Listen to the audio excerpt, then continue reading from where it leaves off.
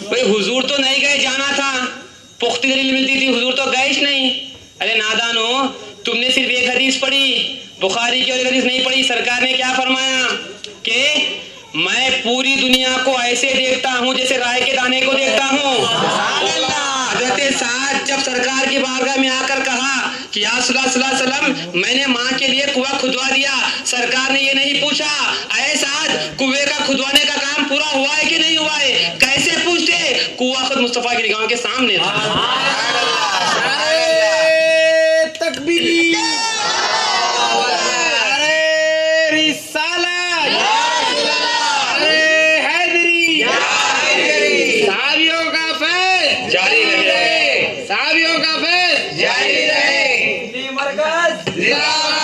الغرض تو حضور سے کوئی چیز چھپی ہوئی نہیں ہے۔ کنواں تو سرکار کی آنکھوں کے سامنے تھا، سرکار نے ہاتھ اگر استعمال کر دیا اور بتا دیا کہ جس چیز کا تم ایثار ثواب کرتے ہو اس کا سامنے ہونا ضروری ہے۔ ارے تم تو یہ حدیث کہتے ہو، عقل کا تقاضا دیکھو، جب کوئی مر گیا، لڑکا ہو، لڑکی ہو، عورت ہو، آدمی ہو، کوئی بھی مسلمان کسی بھی جماعت کا مر جائے، نماز جنازہ کہاں رکھ کے پڑھاتے؟ ارے پیچھے رکھ لو۔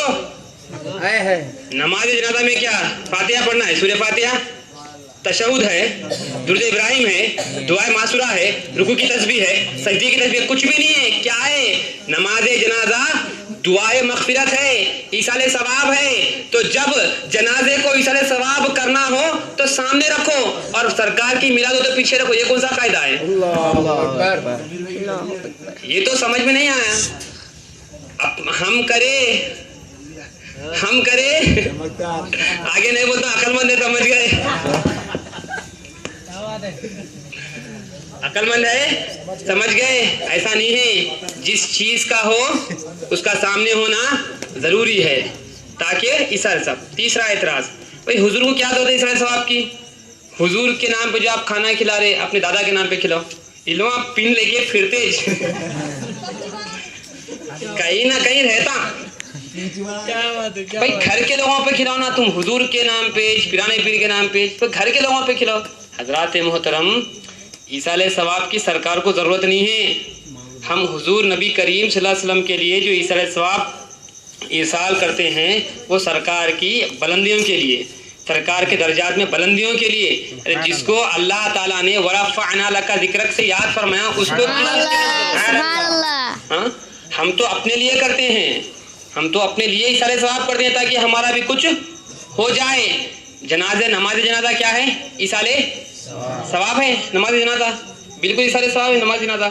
بچہ پیدا ہوتے کہ مر گیا، 10 منٹ رہا مر گیا، اب نماز پڑھنا نہیں پڑھنا، اس کی نماز پڑھنا نہیں پڑھنا کیوں پڑھنا بھائی؟ کیا کچھ گناہ ہوا اس سے؟ جھوٹ بولا، شراب پیا، نے کچھ ایسا کام کرا نہیں کرا، نماز پڑھنا ہے۔ نماز کیوں پڑھنا ہے؟ بولے دعا اس کے لیے بھی کرنا ہے۔ کیوں؟ اس کے لیے جو دعا ہوگی نا، اس کے گناہوں کی معافی کے لیے نہیں بلکہ اس کے درجے بلند کرنے کے لیے دعا ہوگی۔ سبحان اللہ۔ ایک دوسری بات اور جو بشارت بھی کیا دی گئی، جو جنازے میں شرکت فرما گیا اس کی مغفرت ہو جاتی ہے۔ حضور نے فرمایا کہ جب جنازہ جا رہا ہو اس میں شرکت کرو، اگر جس جنازے کے 3 صف ہو یا جس جنازے کے 5 صف ہو، اگر 3 یا 5 صف ہو تو جنازے کی بھی مغفرت ہو جاتی ہے، نماز پڑھنے والوں کی مغفرت ہو جاتی ہے۔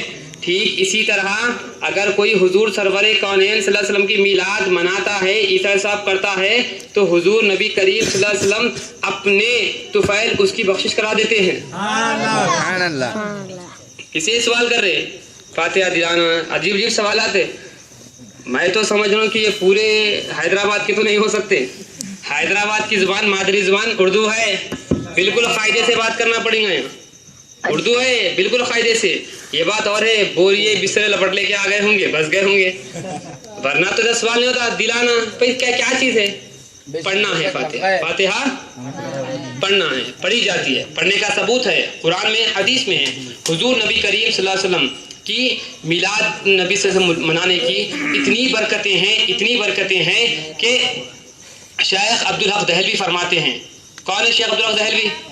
ہندوستان کی سرزمین پر سب سے پہلے حدیث کی تعلیم لانے والے، آج جتنے اچکرے حدیث حدیث حدیث بول کے انہی کا فیض ہے، وہ سبحان اللہ. انہی کا فیض.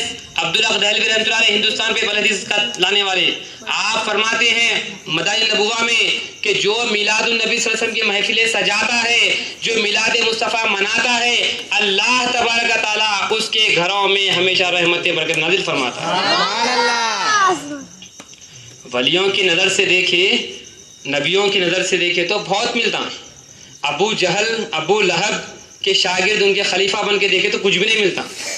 کیا بات. سبحان اللہ. نہیں، ایسی خلافت چنے جو بالکل گرم، خالی گرمی کی طرف لے جاتی.